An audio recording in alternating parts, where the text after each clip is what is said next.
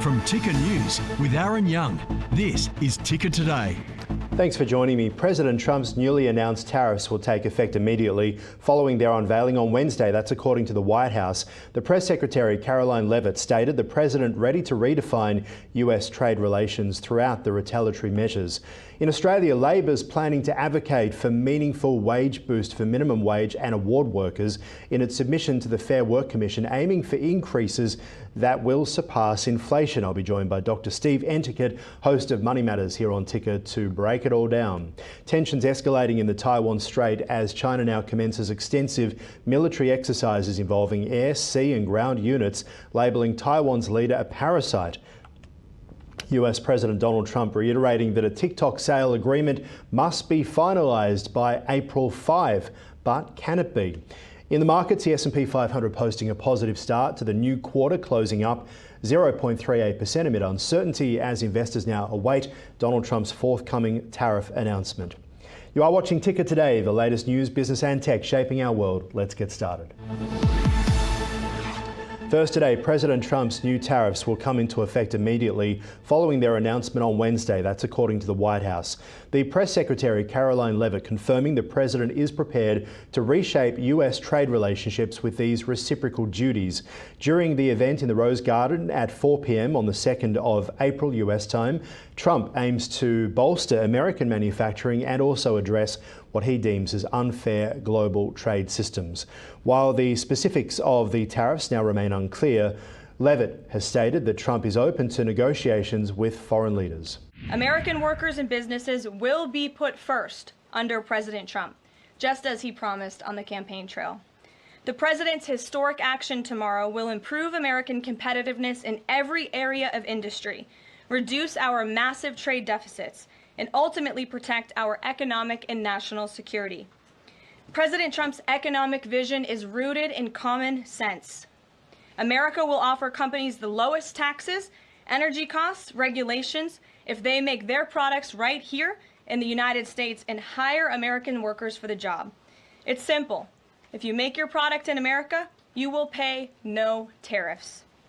And Karoline Leavitt reassured the public that Wall Street will stabilise and the economic impact will be positive, supported by a robust advisory team. In Australia, Labor is set to propose a sustainable wage increase for minimum and award workers in a submission to the Fair Work Commission, aiming for increases above inflation. Meanwhile, the Shadow Treasurer Angus Taylor will reveal plans for a new government agency focused on boosting private sector investment during his address at the National Press Club. The coalition looks to shift attention to economic growth, opposing Labor's workplace reforms, which they believe threaten productivity. With looming tariffs from the Trump administration playing a part, both party leaders are preparing for potential economic impacts. Prime Minister Albanese insisting on maintaining Australia's policy integrity, while Dutton stands firm against compromising on national interests.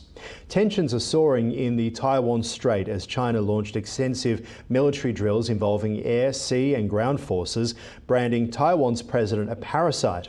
In defence, Taiwan mobilised its aircraft and ships, labelling Beijing the world's biggest troublemaker. The exercise is seen as rehearsals for a potential blockade, followed Taiwan's president's recent comments denouncing China as a foreign threat. Reports indicate China's Shandong aircraft carrier group approached within 24 nautical miles of Taiwan, marking an unprecedented move. Taiwan has condemned Beijing's actions, urging a shift away from military intimidation into modern diplomacy. A French court found nationalist leader Marine Le Pen guilty of embezzlement, barring her from politics for 5 years and jeopardising her hopes for the 2027 presidential election. But today, critics are arguing that the decision would disenfranchise voters, while mainstream politicians are celebrating it as a victory for the rule of law. The case has sparked a fierce debate right across Europe and the United States too, with some conservatives claiming it's evidence of liberal elites manipulating the judiciary to surpass populist voices and suppress them. Vice President J.D. Vance in America voicing strong opposition to this, linking the verdict to a pattern of attacks on democracy in Europe. US President Donald Trump confirming a deal to sell TikTok must be completed by April 5, the end of the week. With over 170 million American users, the app has drawn significant buyer interest, including from private equity firm Blackstone, which is exploring a minority investment in TikTok's US operations, while lawmakers are pushing for a 6-month extension to ensure proper handling of security concerns. Trump remains firm on his deadline of April 5. Concerns about how the sale may affect user data privacy and the experience also linger on as the clock ticks down.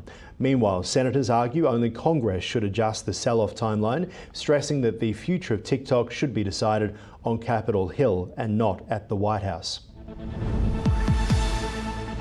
It has been a lively start to the new quarter, the S&P 500 closing higher by 0.38% despite a backdrop of instability as investors now await Donald Trump's imminent tariff announcement. The Nasdaq enjoyed a 0.87% increase. The Dow has edged down slightly. Consumer discretionary stocks have been surging, Tesla rising 4%, Nike 2%. However, market forces and they're facing challenges from disappointing economic reports, including weaker manufacturing data and job openings falling short of expectations. As uncertainty now looms over the proposed tariffs, analysts are cautioning that the risk remains tilted towards the downside.